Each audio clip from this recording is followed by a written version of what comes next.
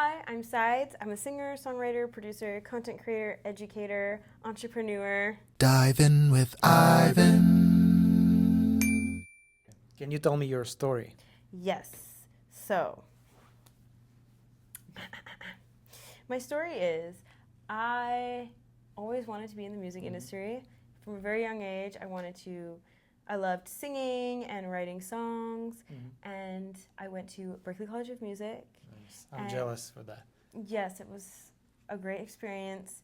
And then when I graduated Berklee College of Music, I had no idea how I was going to make money because I studied vocal performance. So I was like, how am I going to make money singing?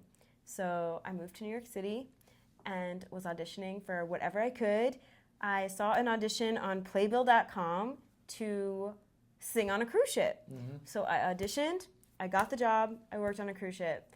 I worked on 4 or 5 different cruise ships for like a couple of months at a time, and I didn't want to be stuck on a ship forever because it's like a great job, but yeah, you don't want to be stuck on a ship forever. So then I turned like 22 and I had like 30 grand saved up from working on the cruise ship. So I was like, wow, I'm rich. Like right out of school, got a job singing. Next stop is Grammys. So I moved to New York City. And spent money on producers, costume designers, publicists, you name it, and basically spent all of my money to $0 in 6 months. So I was like, okay, time to get like a regular job. So I got a part-time job, and then I also started singing weddings and gigs. So on the weekends, I was singing like pretty much most Saturdays I was singing a wedding. I was also singing in nursing homes, all of that. And I would always have like odd jobs. Like I was bartending, I was selling memberships at Equinox. But yeah, I always wanted to like be in the music industry, and I always wanted to be an entrepreneur. So I kept trying all these different things.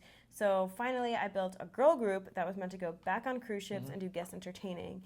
And it was 2 years of like rehearsals and figuring out the arrangements and our costumes and just working really hard on these 2 shows. And we booked our first show, which was May 2020.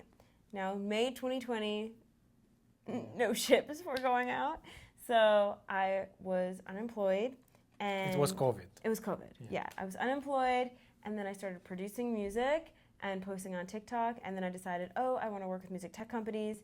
And since then, since like 2021, I've been a full-time music creator, like working with music tech companies, selling my own products, and then also getting to, release my music, do the odd sync job here and there. And now I'm like living the dream. Dive in with Ivan. How does it feel to be a full-time music content creator? It feels amazing because I get to work from home or anywhere I want to. I get to try out lots of gear without having to pay for it. I get to meet lots of cool people. I get to get paid to learn, really, because I'll like make a video for a company on a plugin that I need to learn about, and so I get to learn it, and that's really fun because I love learning. I get paid really well. I love creating music, so I get to use my music in those videos, so I love that. But I also love creating content. I love creating products. It's quite literally my dream job. I'm so blessed and fortunate, and I built it like brick by brick. Like every single thing I do, every day I work, I love it. I like love what I do so much. So let's just play the game, right? Imagine that you're from somewhere from Europe, and you want to start making content. Like you want to start making money with tech companies. What would be the steps, like one by one? Oh, okay. Well, the first step would be, what do you want to do? Which is, I want to work with music tech companies. The second step is, who are the people that support that goal? So you would write down like all of the types of companies you want to work with, those people that work there, maybe other people, the people that would buy those products are your target audience, and you just write that all down. And then the third step is, what kind of content would those people like to see? And then you start writing down like all these different content ideas, content hooks, and then you start executing them, and then you have to learn the skill of creating good content for the right audience to attract the right people. But like, I want to get some more practical steps. Let's just imagine you're living in Barcelona. And you want to make content creation. You live in Barcelona. You're originally from there. So what would you do actually, step by step? Literally what I just said. I would be like, okay, like it doesn't really matter where you live, because like the world is on the internet. So the internet is everywhere. So if I lived in Barcelona and I was like, okay, what do I want to do? Let's say they want to work with Ableton. Okay. So I'm like, I want to work with Ableton.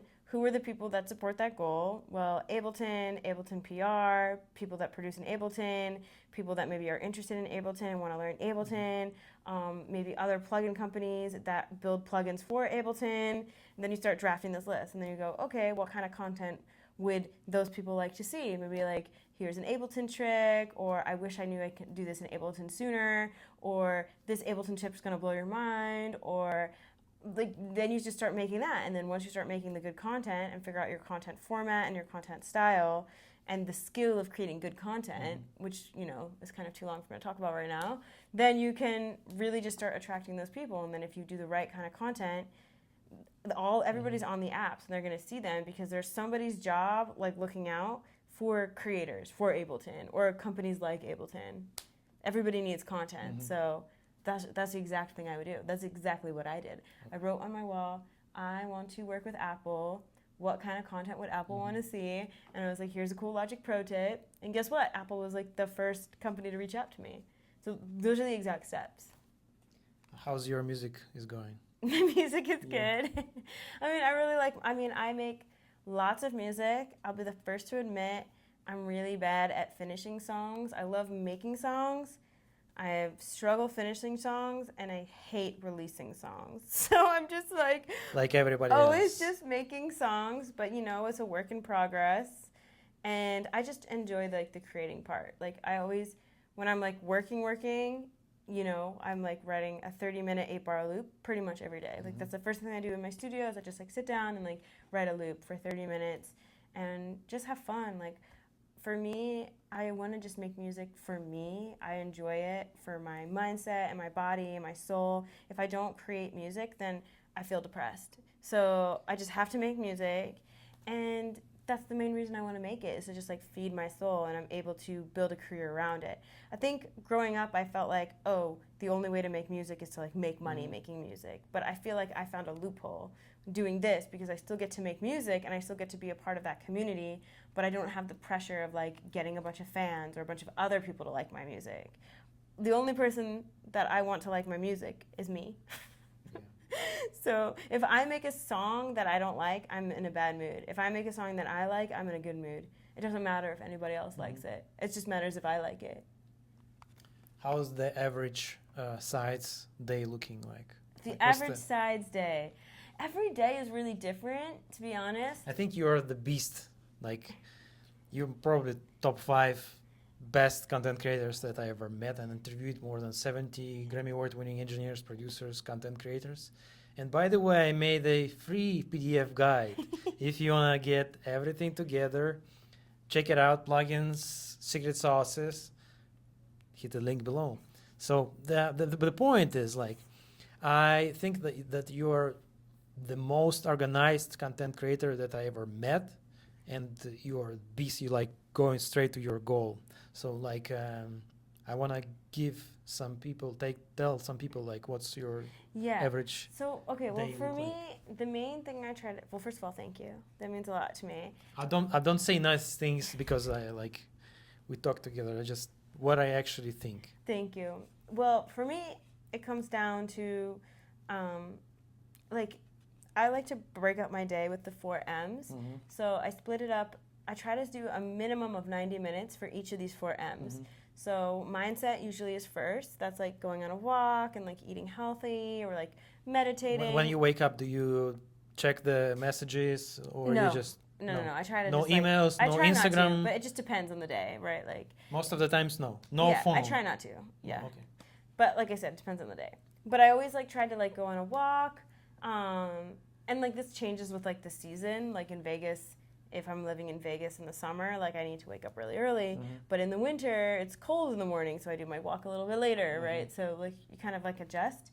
But I always spend a minimum of 90 minutes a day on mindset, 90 minutes a day on music, 90 minutes a day on marketing, and 90 minutes a day on money. And I just try to balance my day that way because I feel like if I don't do all 4 of those buckets, like something suffers, right? If I don't do the music, then I feel depressed. And I'm like, why am I even doing this in the first place?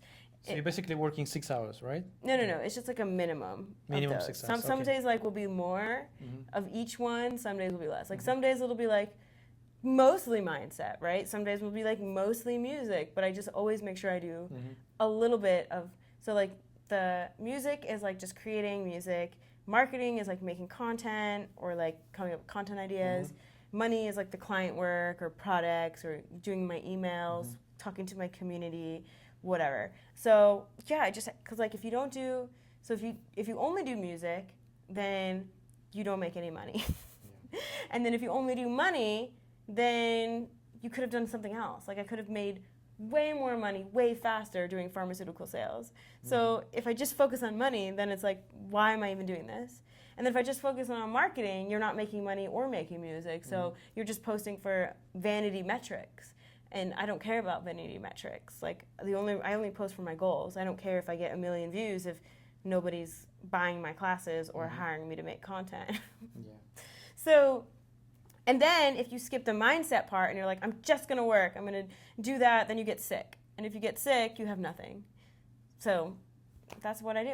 I split up my day with those things. So you wake up, go for the walk, I mean, breakfast. like I said, everything is a little different. Yeah, but it just depends. in general, you know. Sometimes I skip breakfast, sometimes I eat breakfast and I skip lunch. Like I'm not like a rigorous person. I just make sure I tap into those things. Like I just make sure I do one of each of those things.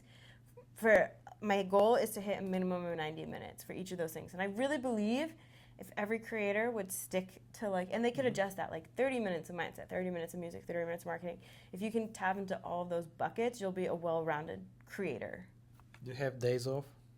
Not very many, but mostly because I genuinely love what I do so much that like, what would I do on my day off? Like, what would I even do? Nothing. So I don't really take very many days off. Of course, if like people are coming to visit, you know, I'll hang out with them. But even in the morning, I'm still up writing my little emails, posting my content, working on some music or whatever. Dive in with Ivan. Have you ever been broke? Yes. I learned that the hard way when I came back from the cruise ship, and I spent all my money to $0. And it was actually a really bad time because I ended up getting Bell's palsy. I don't know if you know what that is, but basically like your face gets paralyzed. So my whole face got paralyzed. I had to like tape my my eyes shut at night because I wouldn't close. When I had my singing gigs, I had to hold, I was singing and holding the set of the mouth open. And yeah, that really sucked. But since then I was like, never again. Like I'm never going to $0 ever again. And I haven't since. How long time it take you to build your audience and stay in the green zone? Oh, how long? Well, how hard was that? It took me 10 years. You know what I mean? Like, I mean, like, it took me to make the beats like 25 years. But what's the actual time like? I mean, for me, it was like it really was like such a long journey to get there, because you know. I wanted to be a singer, and then I wanted to do the cruise ships, and like I wanted to do this, and I wanted to do that. So it took like a really long time. But once I like started posting like on TikTok about music tech, it took 9 months, and I was posting 3 to 5 times every day. Damn. So after 9 months, you already started making money just from the content stuff. So what happened for me? Yeah. So what happened for me? I was unemployed. This was all during COVID, and I was unemployed. I had an ex-boyfriend, and he was like, it was like a more traditional relationship where like he was paying for everything and I was just an artist. and I don't think he ever thought I would ever make money. And he couldn't understand like that why I was like working so hard on this stuff. But anyways, I was like building my little thing, and I was posting on TikTok 3 to 5 times a day, and I was like not monetizing at all. Like people would offer me like, you know, $100 here, $100 there, and I always turned it down because I was like, I want to get $1,000 a video, and I'm not gonna whatever.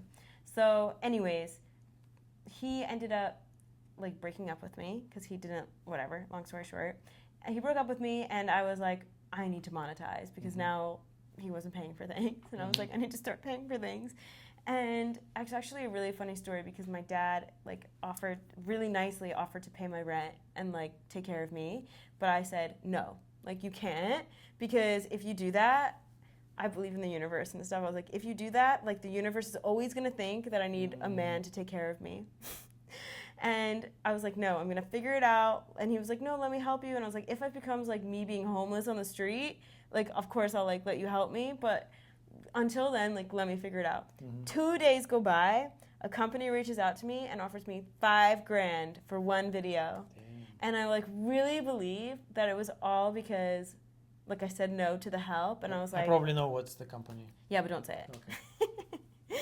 But yeah, and like so really like amazing. By the way, never got those money. Just for audience. Yet probably.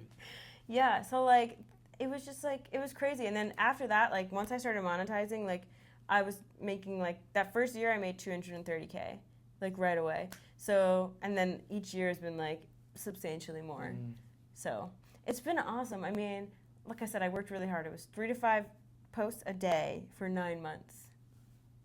On just TikTok, on everywhere. Yeah. So at that time, when I was posting on TikTok, there wasn't Instagram Reels, there wasn't YouTube Shorts, so I wasn't doing the long form content. So basically, my first platform was TikTok, and that was like I got to like 100K in like 3 months on TikTok, like very quick. That was just like an easy time to grow on TikTok. It was like before they had ads. It's changed a lot over the years. Like before they had a store, before people were monetizing. Like yeah. So I grew really fast on TikTok, and then I got on Instagram Reels like ASAP. Like the day one Instagram Reels I was posting. And then I grew on Instagram pretty fast. Not as fast as TikTok, but I grew pretty fast on Instagram. And then I started posting on YouTube, and now I have like 64K on YouTube. So yeah. Dive in with Ivan.